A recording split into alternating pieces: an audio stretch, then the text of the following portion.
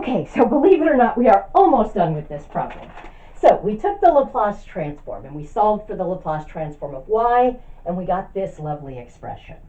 And then we spent a lot of time doing some algebra to try to make the pieces match multiples of Laplace transforms of known functions.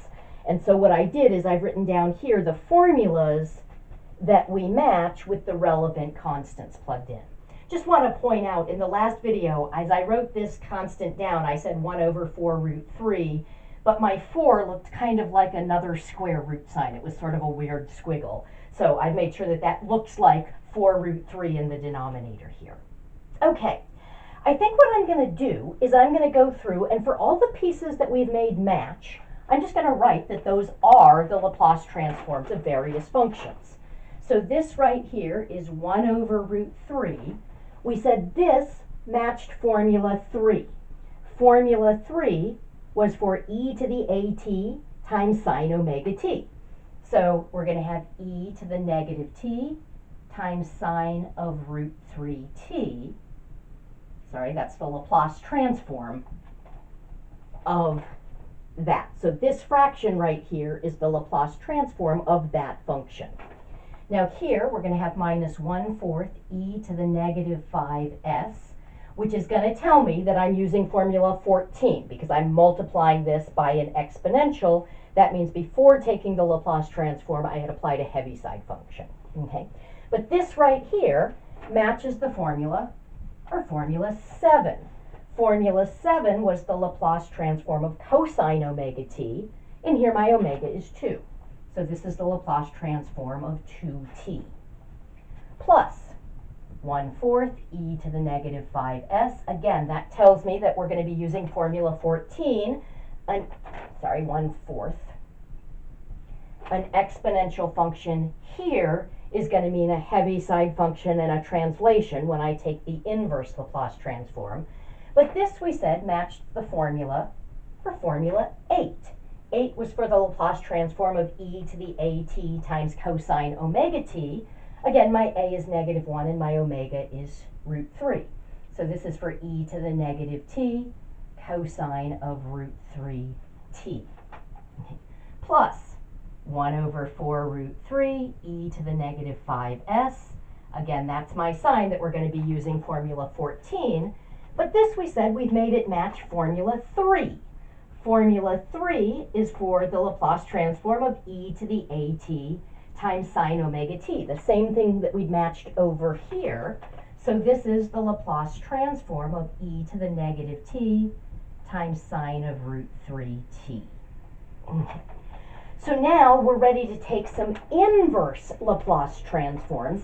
I'm just going to remind us of what formula 14 says, because I've sort of been emphasizing here that this exponential is going to become a Heaviside, but we also need to translate these functions 5 units. I will confess I'm actually reshooting this video because I was a very bad professor and I forgot to use that part of the formula the first time I shot this formula. And I thought, that's a really big mistake. That's worth a reshoot. Okay, so formula 14 says the Laplace transform of the Heaviside function at a, and our a's are all going to be 5 in this case, times y at t minus a. So a horizontal translation of my function y is going to equal e to the negative at times the Laplace transform of y. Okay. So essentially, when I apply the inverse Laplace transform, this exponential is going to become that Heaviside, but instead of just getting cosine of 2t, I'm going to get cosine of 2t, but evaluated at t minus a, where my a is 5. Okay, so I'm going to be replacing all of the t's here with a t minus 5. Okay, so let's see. My y is going to be the inverse Laplace transform of this whole lovely thing. So I'm just going to say y is the inverse Laplace transform of everything. So y is going to be 1 over root 3 This was just the Laplace transform. No using formula 14 because there was no multiplying by an exponential here. So this is just going to become e to the negative t times sine of root 3t minus 1/4. Now I'm using formula 14.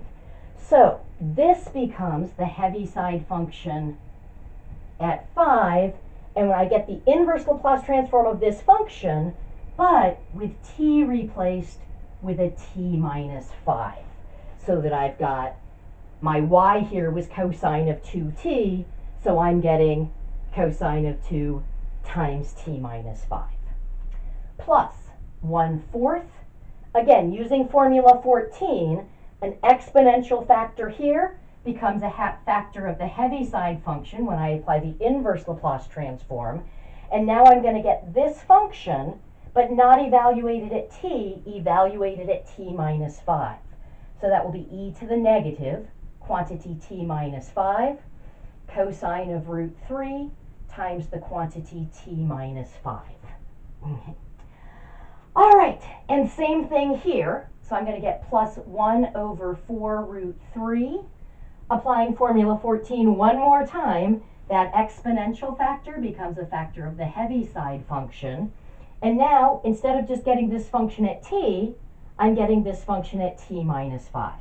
So that's going to be e to the negative t minus 5 sine of root 3 times t minus 5. So, if I squiggle a little bit, I fit it all onto one line, and isn't that very exciting? So this is our solution to this differential equation. Oh, wow, done.